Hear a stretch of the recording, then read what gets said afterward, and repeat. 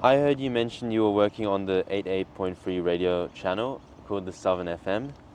Could you share what were you doing on the radio station, and if you were, well, you did mention working with others like Reuben and Bjorn, but could you dive deeper on the certain, I guess, topics of discussion or the whole experience of setting up the radio and then running the radio kind of channel or Yeah, show? I I think the whole process it's changed over time because we used to be very scripted, like to what we would say. It was text on a page, and then in the later years it became more dot points of ideas and then just riff off that, which kind of made it like you could hear if you listened back, I guess, through the timeline, the discography, because I'm an artist. Um, you can hear it went from kind of robotic and scripted to more natural, flowing, and human, which I think was probably the best change. Right.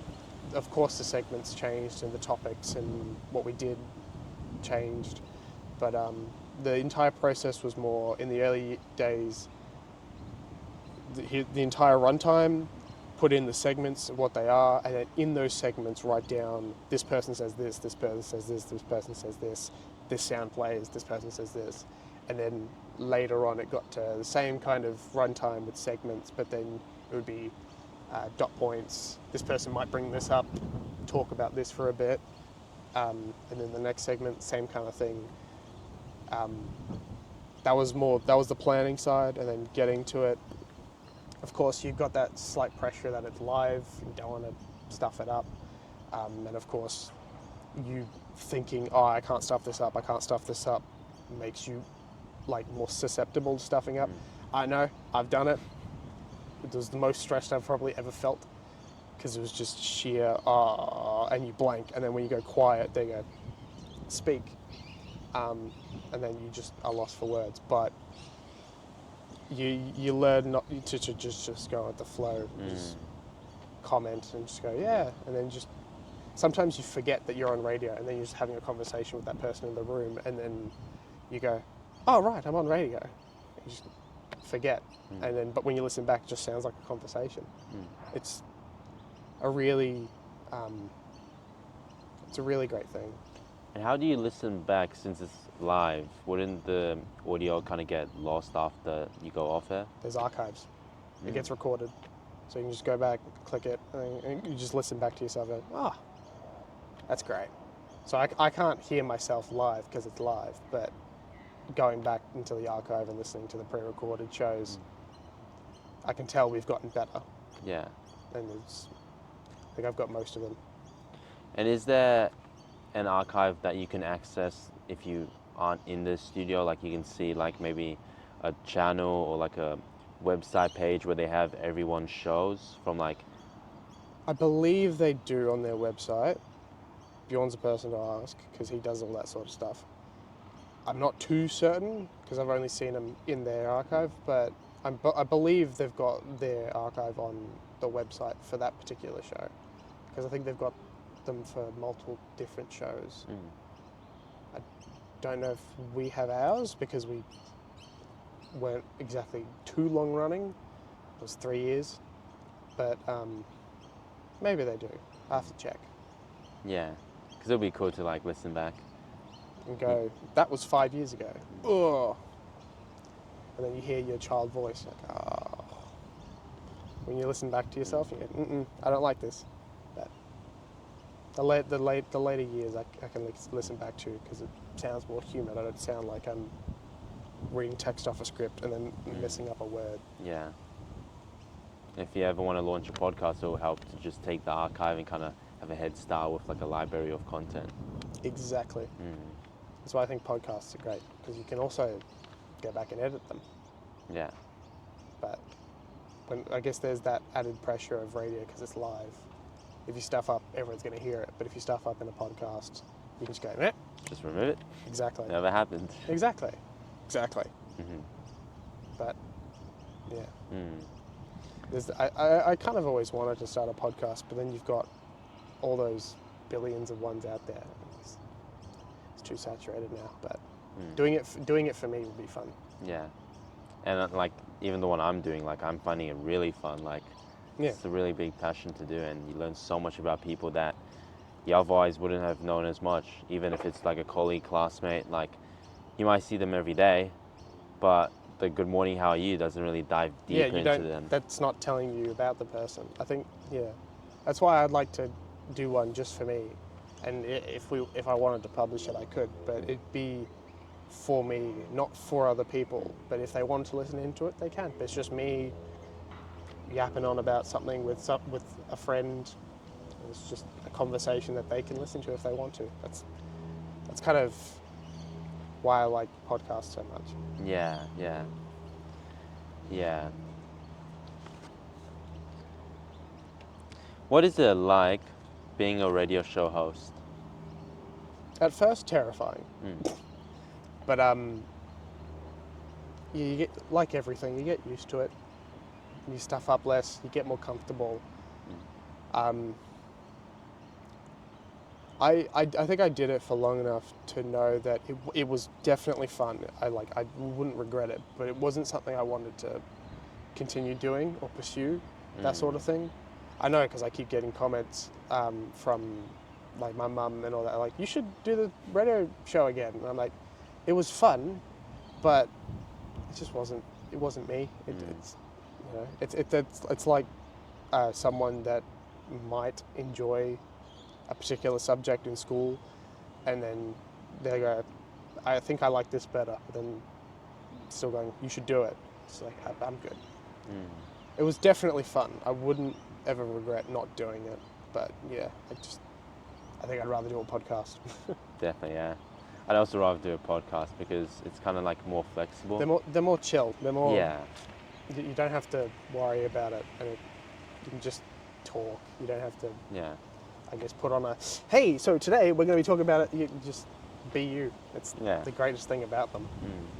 And then like people can share so much more deep information that otherwise if it was live, they'd be a lot more like closed off, or they'd be a lot more careful about what they share, especially in like a professional setting. Like I remember yourself mentioning like, oh, this might get me in trouble. Yeah. And like, you know, if you ever want, you can always, you know, I make the video unlisted after I edit it, send the guest the link, and then once they view it, they can give me advice like saying, all good to publish. Or they might say, I love it, could you just remove that one part, one story, and then I just cut it from the whole thing and just upload it.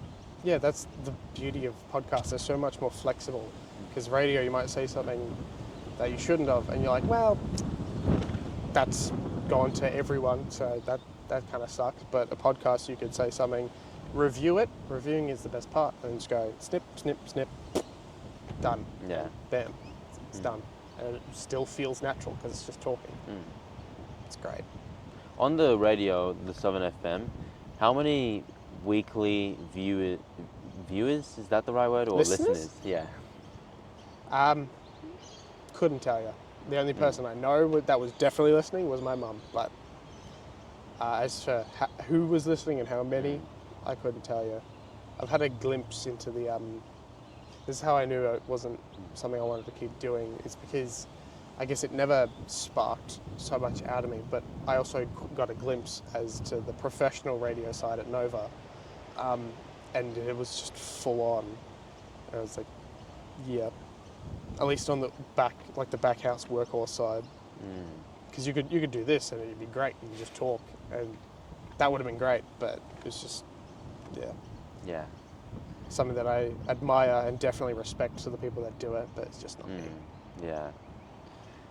Would there be like a active listener like count in the studio anywhere? Not that I ever saw. Maybe I couldn't tell you. I don't think so. It'd be hard to keep track of that metric. For everyone that tunes in on the radio in their car or on a physical radio or on the TV, it's hard to count that metric, I guess. And then when they switch channel, it just goes down instantly and then up. And because you know how like you click on a YouTube video, it doesn't instantly tick up in one view. Yeah. It kind of takes a while for it to sync. I think if it was to work, it'd be sort of like that. So it'd never be at an accurate metric, but I'm sure it could be done.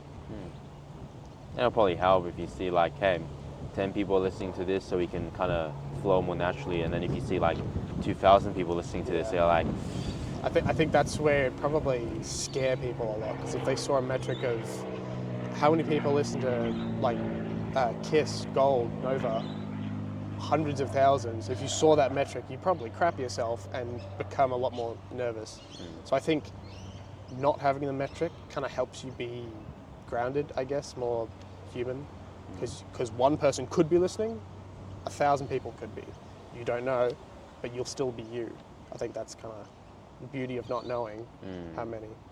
yeah, It's kind of like recording a YouTube video at home. You don't have a live audience watching you record that, yeah. but it's only until afterwards that you see the metric go up. Or just stay flat as well. Yeah. Yeah, happens. But you just do it for you. Yeah. And that's the best part of it. Whereas live streaming is similar, where you see the metric like grow or decline. Exactly. And depending on how many people are viewing, changes what you do or what you say on it. Someone might, you could be just talking to one person on your stream. It's like you're having a conversation. But then you've got 10,000 people on your stream, and then you've got billions of messages. All of a sudden, it's you in front of an audience, and then you just have to, I guess, talk to yourself mostly, and then see the chat, and go, oh yeah, that's funny. Get some ideas from them, but it drastically changes depending on how many are watching it, I guess. And changes how enthusiastic or your motivation levels when you see people just leaving in like the hundreds. Yeah, I think that's probably the worst part of it. You get demotivated if you see a huge hunk of it leave, and I think it's better that you can't see it, because then you can keep the motivation going. You can keep thinking, oh, there's this many people listening. If there's not, who cares? You don't know. You're being you. You're doing what you like. I think that's the beauty of it. Why did you start doing the Southern FM radio show? Peer pressure. No. I think it was a recommendation from, I guess, friends, teachers, parents. They all just said, give it a go. You might like it, you might not. And I did. And I kept doing it for 3 years. So I think that shows I did actually kind of like it. But then once school wrapped up, I was like, I think keeping it in school was pretty good. But yeah, I think the people I did the show with, the other Reuben and Bjorn was like, you should do it. There's no harm. And so did my parents, going, you might like it, you might not. Yeah, I think I'm grateful that they did, because I probably never would have done it myself. I'm not the type to step outside my comfort zone, bracing the wild, going, I can take on anything. I think there was a bit of fear in it, but I'm grateful they encouraged me, and I'm grateful I did it. Yeah.